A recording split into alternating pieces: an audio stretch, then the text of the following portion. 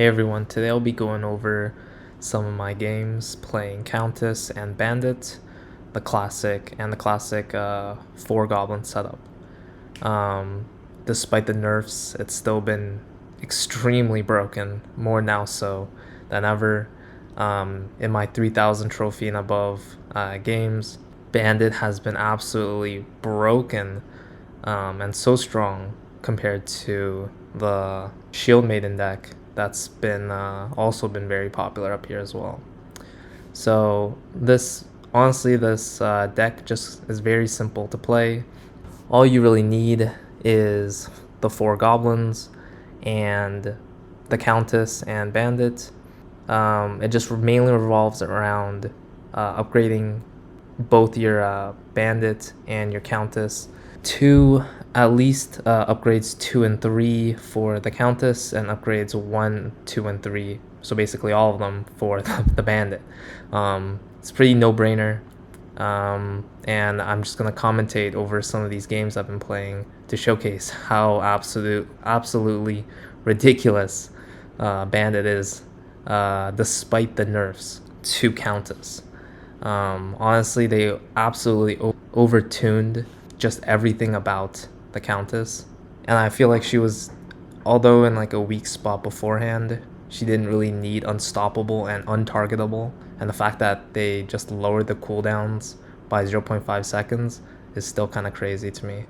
But anyways, so we're just going to be picking up the first 2 upgrades for the Bandit, and luckily I was able to find the second upgrade for the Countess.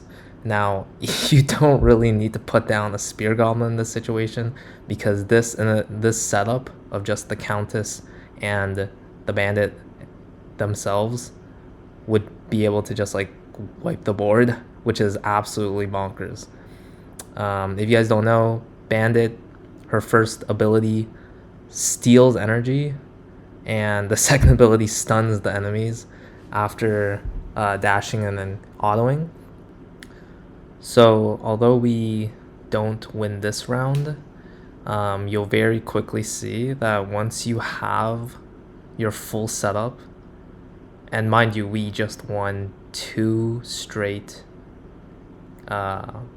rounds just from having basically Countess and Bandit upgraded, you'll really begin to see how absolutely bonkers this entire deck is.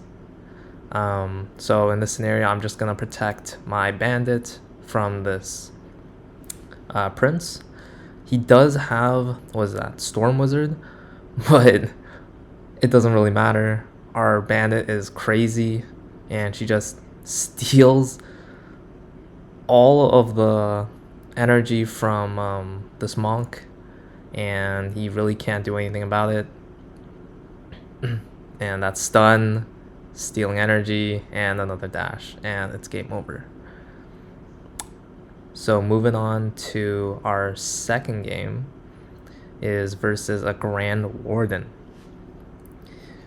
So Grand Warden may seem like a natural-ish counter to Countess, especially since Grand Warden has his second upgrade ability, which is that if his shield that he gives to other minis expires, it'll do 10 damage, I believe, to nearby enemy minis. But even that is pretty futile towards Bandit dash and Bandit stuns. So as we head over to the next round, I'm gonna start by cycling some goblins, just so that I can try and get my Countess and my Bandit upgrades in, because honestly, that's all that really matters. And yeah, you guys can try this strategy out if you guys don't know it yet. It'll help improve, I think. I mean, that's just what most people do to quote-unquote improve their odds. Not sure if it actually does or not. Hopefully it does, or else it's just a waste of time. But unfortunately, we will not be able to find our Countess upgrade, so we will be losing this round. But that's okay, because he's screwed once we get our upgrades. and even more screwed once we get our 4 goblins setup down. So now in this round, again, cycling some of these upgrades. Gonna go get my second bandit upgrade down, which is the stun, and I'm gonna move my Countess to the very back where she can benefit off the energy, and just like this, she'll be able to instantly cast. Super strong, super broken, and the fact that basically both Countess and the Bandit can both benefit off of dashing the entire board. Dashing across the entire board is kind of bonkers, and shows kind of the fact that the devs really need to, I feel like she needs a rework in terms of like how she kind of operates. I feel like honestly she needs maybe a certain kind of like range in which she can like dash towards, which is the lowest dash towards the lowest lowest health enemy, sorry. But yeah, just super busted right now. Definitely think you guys should take advantage of this combo right now if you have her. So now we'll add in our full goblin setup, making sure to cover our weak points. Gonna get the final upgrade on our bowler, and this should be GG. I'm pretty it's so difficult to beat an RNG based deck, which is basically this deck, when you have 40% dodge chance on Countess. It's just so difficult.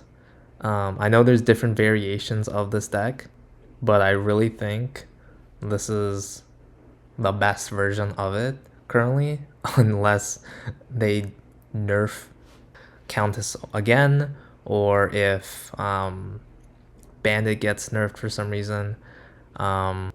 But yeah, so now we're moving on to our final game of today, which is versing another monk. Honestly, when you have Bandit and you upgrade her first ability versus these very energy reliant heroes, it's so frustrating to play against.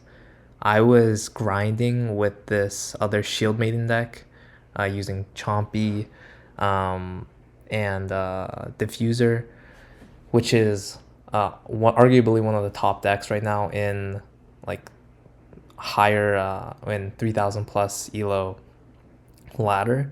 And the amount of losses I've racked up against people who just played this deck and upgraded Countess and Bandit literally just once for Bandit is astonishing. And I just had to like tell everyone about it, because I started playing it afterwards after I kept losing to it, and I've climbed about 100 trophies so far, and I'm sitting about 3200 elo. And I've only started playing maybe like a couple hours ago with this deck. So if you guys have this, all of the cards for this deck, I hope most of you should have it. I know that Countess is a special unit, and the gacha system is so terrible right now. But if you've been playing early enough where Countess was really easy to get when the game was just launched, try this deck out. So do yourself a favor, play this deck, get some trophies, and have a good time. And just like that, we're gonna be 3-0 in this guy. So yeah, thank you all for watching, and I hope you have a great day, guys.